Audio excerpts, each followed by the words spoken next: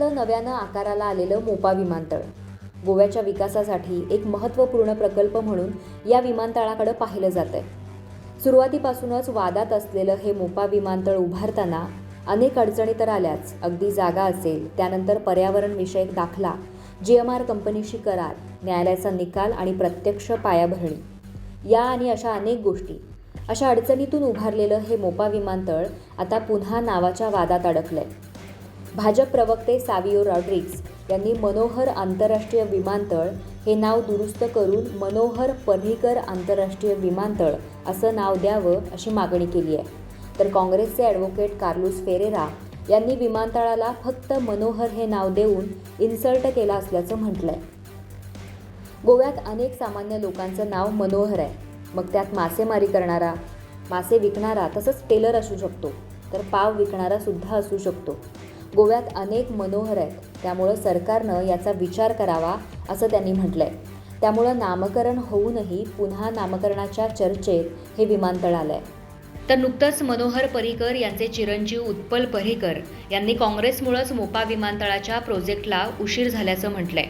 मोपाला दिलेल्या मनोहर या नावातच आपल्याला आनंद आहे। कोणाचं नाव दिलं हे महत्त्वाचं नसून मोपा वेळेत तयार होणं, गोव्याच्या आर्थिक बाजूसाठी विमानतळ होणं महत्त्वाचं होतं, ते झालं आहे आणि गोवेकरांनी त्याचा फायदा घ्यावा असं उत्पल पर्रीकर यांनी म्हटलंय। या विमानतळाचं उद्घाटन नुकतंच म्हणजे 11 डिसेंबर रोजी देशाचे पंतप्रधान नरेंद्र मोदी यांच्या हस्ते झालं।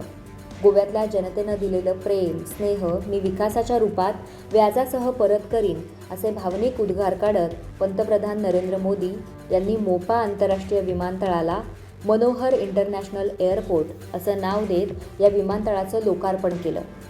हा सोहळा गोव्यामध्ये रविवारी पार पडला।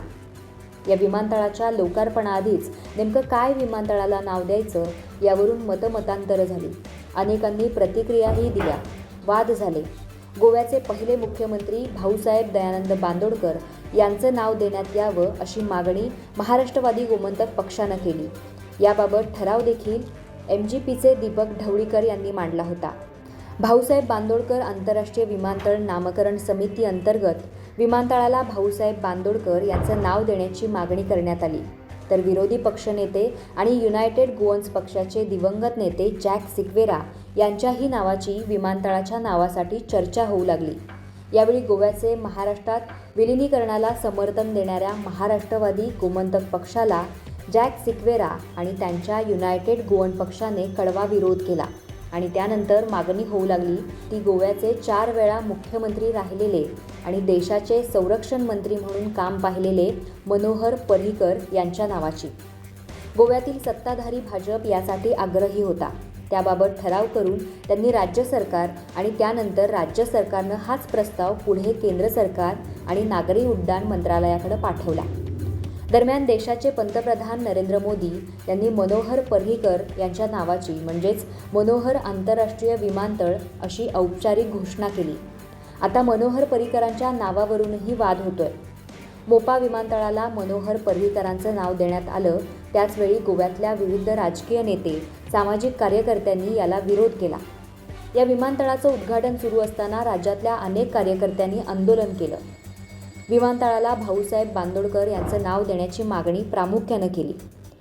बांदोडकरांनी गोव्याची संस्कृती जपली, पण 2012 पासून भाजपाच्या नेतृत्वाखालील सरकारनं गोव्याची संस्कृतीच नष्ट केली असा आरोप काहींनी केला होता।